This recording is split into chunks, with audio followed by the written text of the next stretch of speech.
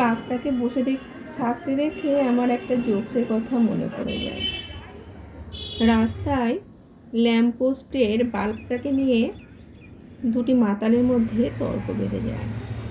একজন বলে ওটা চাঁদ, অপরজন বলে না ওটা সূর্য।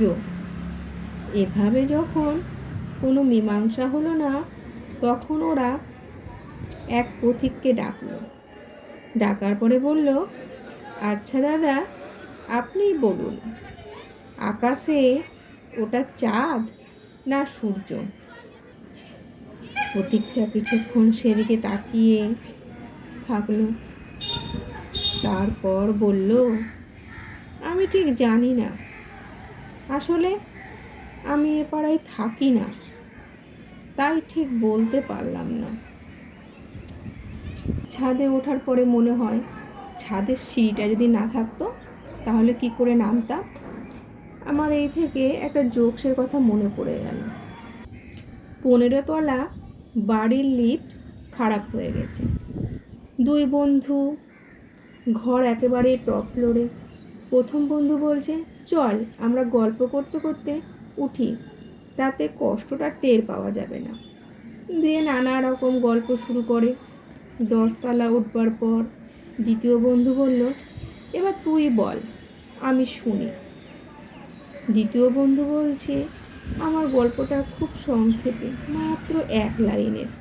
প্রথম বন্ধু বলে, এই কীরকম, আচ্ছা ঠিক আছে তাই বল, ওটাই শুনি। বলে, ঘরের চাবিটা 1 তলায় দারোয়ানের ঘরে ফেলে এসেছি। ছাদে উঠে যদি একটু চা নিয়ে আসতাম তাহলে ভালো হতো, চা খেতে খেতে বেশ গাছগুলোকে যত্ন করা যেত। আমার একটা জোকস মনে পড়ে যায়। আরে ভোলা, চাটা আজকে এত পাতলা কেন? ভোলা বলছে, আরে বাবু, দুধ তো ঠিকই দিয়েছি, আসলে গরুর দুধ কিনা, আর গরুটা মনে হয় আজকে বেশি জল খেয়েছে, তাই পাতলা হয়ে গেছে। আধপাগলা বাড়ির মনিবকে দেখে চাকর জিজ্ঞেস করছে, বাবু, আপনি আয়নার সামনে দাঁড়িয়ে অতক্ষণ ধরে কি ভাবছেন? বাবু বলছে, ভাবছি লোকটাকে আগে কোথায় যেন দেখেছি, কিছুতেই স্মরণ করতে পারছি না। নিচ দিয়ে একটা পিয়ন চিঠি নিয়ে যাচ্ছে। এটা দেখে আমার পিয়নের একটা জোকস মনে পড়ে গেল। এক পিয়ন এক মাতালকে জিজ্ঞেস করল, 1 ঘন্টা ধরে এখানে চুপচাপ বসে কি করছো? মাতাল বলছে, আমার একটা চিঠি আসবে, তাই বসে আছি। পিয়ন বলছে, তোমার নাম কি? মাতালটা অনেক ভাবনা চিন্তা করার পরে বলছে, সেটা চিঠির ওপর লেখা থাকবে, পড়ে নিও। রাস্তায় অনেক কুকুর চিৎকার করছে। তো কুকুরটাকে দেখে আমার একটা জোকস মনে পড়ে যায়। তো এক বন্ধু আর এক বন্ধুকে বলছে, তোর দামি ফার কোট বলে যে দোকানদার যেটা তোকে দিল না, গুছিয়েছে, ওটা আসলে বেড়ালের লোম দিয়ে তৈরি হয়েছে। অপর বন্ধু বলছে, কী করে বুঝলি? প্রথম বন্ধু বলছে, দেখছিস না, তোর কোটটা দেখে রাস্তার কুকুরগুলো কেমন তেড়ে আসছে।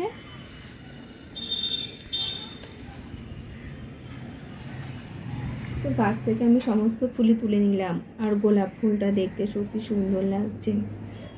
এটা হলো মিনি গোলাপ। এই গোলাপ কিন্তু সহসা বেশি বড় হয় না, কিন্তু প্রচুর পরিমাণে গাছ ভর্তি হয়ে ফুটে থাকে। কিন্তু এখন যেহেতু বর্ষাকাল সবে পড়ছে, এই জন্য ফুটতে শুরু করেছে, নাহলে শীতকালে প্রচুর পরিমাণে ফোটে। আর এটা হলো গোলাপি গোলাপ। এটাও যেহেতু এটা সিজন নয়, অফ সিজনে, এই জন্য সাইজটা ছোটো হয়ে গেছে।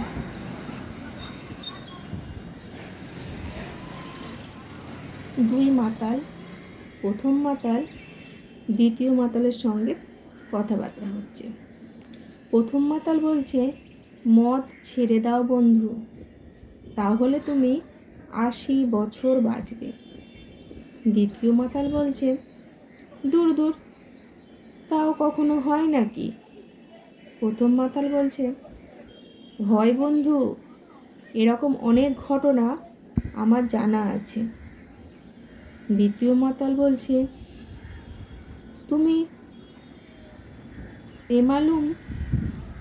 বেমালুম বাজে কথা বলছো, আমার বয়স এখনো 85 বছর।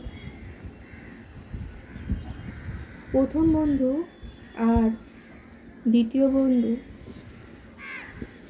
প্রথম বন্ধু বলছে দ্বিতীয় বন্ধুকে, এত উঁচুতে কোট ঝোলাচ্ছ কেন? দ্বিতীয় বন্ধু বলছে, যাতে আমার বউ চট করে হাত না দিতে পারে। আমি ট্রেনের আওয়াজ পাচ্ছি, মনে হচ্ছে ট্রেন যাচ্ছে। যাক, একটা ট্রেনের একটা জোকস মনে পড়ে গেল। তো ক্ষিপ্ত ট্রেন যাত্রী, আপনার যদি ঠিক সময়ে, একজন ক্ষিপ্ত ট্রেন যাত্রী বলছেন, আপনারা যদি ঠিক সময়ে ট্রেন চালাতে না পারেন তবে টাইম টেবিল ছাপান কেন? রেল কর্মচারী খুব রেগে গেল। রেগে গিয়ে বলছে, আমরা যদি টাইম টেবিল না ছাপাই তবে আপনারা কি করে জানবেন যে ট্রেন লেট করে আসছে কি না? তো বন্ধুরা, ছাদের কাজ আমার কমপ্লিট হয়ে গেল। আমি নিচে নেমে চলে আসলাম। এবার আমি সন্ধে আরতি করব। ওই জন্য গপুকে বসিয়ে দিয়ে সুন্দর করে সাজিয়ে দিলাম। সাজিয়ে দিয়ে প্রদীপ আর ধূপকাঠি জ্বালিয়ে দিলাম গপুর সামনে দিয়ে। আরতি করে নেব, তার সঙ্গে একটু পায়ে চন্দন দেব। গপুকে খুব সুন্দর লাগছে আজকে দেখতে। গপুর দিকে তাকালে পরে মনে হয় যেন তাকিয়েই থাকি। গপু সোনা, তোমায় খুব সুন্দর লাগছে, জামাটার সঙ্গে তোমায় খুব সুন্দর লাগছে গপু সোনা। গপু চুপচাপ বসে আছে। এবার গপুর জন্য আমি একটু চন্দন ঘষে নিলাম।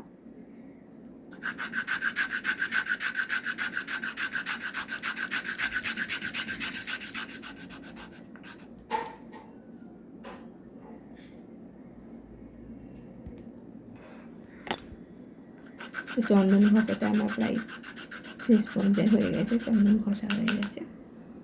গপুর পায়ে আমি চন্দন দিয়ে দিলাম ফুল দিয়ে। তো এবার গপুকে আমি দেখিয়ে নিলাম।